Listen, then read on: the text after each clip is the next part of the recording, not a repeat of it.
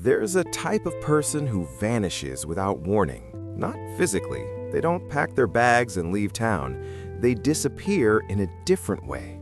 One day they're present, engaged, part of your life, and the next, they're just gone. They stop responding to texts, they decline invitations, they cancel plans, they fade into silence so complete it's like they never existed at all. And when this happens, the people left behind are confused, hurt, sometimes angry. What did I do wrong? Why didn't they just tell me? How could they just cut me off like that? But here's what most people don't understand. The person who disappeared isn't trying to hurt you. They're trying to survive. Because disappearing isn't cruelty, it's a last resort. It's what happens when someone has been holding on so tightly for so long that their only option left is to let go completely. Let me show you what leads to this, because nobody wakes up one day and decides to ghost everyone they know. It's a process, a slow erosion of capacity that builds over time until there's nothing left. It starts with exhaustion. Not the kind you fix with sleep, the kind that lives in your bones, the kind that comes from giving too much, caring too deeply, showing up too consistently while your own reserves drain to nothing. You've been everyone's rock, everyone's safe place, everyone's reliable friend, and nobody ever asked if you needed anything in return. Then comes the overwhelm. Your life feels like 1,000 small obligations pulling you in every direction. Texts to answer, calls to return, plans to keep, expectations to meet. And each one individually isn't much, but collectively, they're suffocating. And you're so tired that even the thought of responding feels like climbing a mountain. Then comes the guilt, because you know people are waiting for you. You know you're letting them down. You know you should respond, should show up, should be present. But the gap between what you should do and what you can do grows wider every day.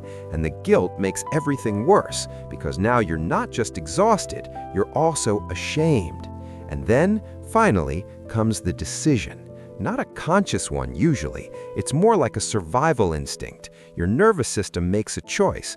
Preserve what little energy is left or collapse completely. And preservation looks like withdrawal, like disappearing, like cutting off everything that demands more than you have to give. Psychologists call this phenomenon protective withdrawal. It's a defense mechanism that activates when someone's emotional and psychological resources are completely depleted. The person isn't being selfish, they're in crisis mode. And in crisis, the brain prioritizes survival over social connection. Studies from the American Psychological Association show that people experiencing burnout, depression, or overwhelming stress often exhibit avoidant behaviors, including social withdrawal, as a way to prevent complete psychological breakdown. It's not a choice, it's a last line of defense. But here's where it gets complicated, because from the outside, disappearing looks like rejection. It looks like you didn't matter, like the relationship didn't matter. And the people left behind internalize that. They make it about themselves. They assume they did something wrong or weren't important enough. But that's not what's happening. The person who disappeared isn't thinking about you at all. And I don't mean that cruelly. I mean they literally don't have the capacity. They're in survival mode. And in survival mode, there's no space for maintaining relationships, for explaining what's happening, for managing anyone else's feelings. They know they should reach out. They know they should explain. But explaining requires energy they don't have. It requires vulnerability they can't access. It requires confronting feelings they're barely holding together. So they stay silent, not because they don't care, but because communication feels impossible. And here's the painful truth. Sometimes people disappear because the relationships themselves were the problem. Maybe they were always the giver. Maybe they were always managing everyone else's emotions. Maybe they were performing a version of themselves that wasn't real. And when they finally couldn't maintain that performance anymore, disappearing was the only way out. There's a concept in psychology called relationship fatigue. It describes the exhaustion that comes from relationships that are consistently one-sided or emotionally draining. and people experiencing this don't usually have the tools to renegotiate those relationships, so they disappear instead. Research from the University of California found that people who abruptly cut off social connections often report feeling trapped in relationships where their needs were consistently unmet. The disappearance isn't about the other person being bad, it's about the dynamic being unsustainable. So, what do you do if you're the person who disappears? How do you navigate this pattern that feels both necessary and destructive?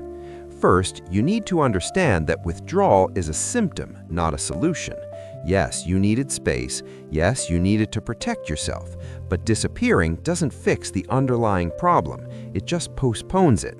Eventually, you'll have to face what drove you away in the first place. Second, you need to learn to communicate before you reach the breaking point. I know that feels impossible. I know you've been trained to just handle things, to not be a burden, to push through.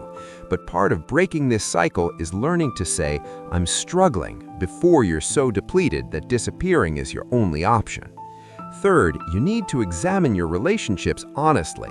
Are they reciprocal? Do you feel valued? Can you be yourself, or are you always performing? Because if you're disappearing repeatedly, it's a sign that something in how you connect with people needs to change.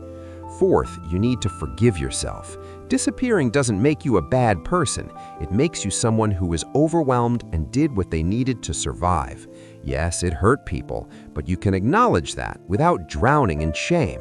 And then finally, you need to practice re-emergence carefully. If you disappeared and now want to reconnect, you don't owe everyone a detailed explanation, but you do owe honesty. "I went through something difficult and withdrew. I'm sorry for disappearing." That's enough. The people who care will understand. The ones who don't weren't your people anyway.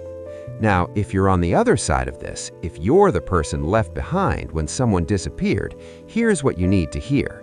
It's not about you. I know it feels personal. I know it hurts, but their withdrawal is about their capacity, not your value. You can reach out once, gently. "I noticed you've been distant. I'm here if you need anything." But after that, you need to let go. Because chasing someone who's withdrawn only adds to their burden. It turns their self-preservation into something they have to manage for your sake.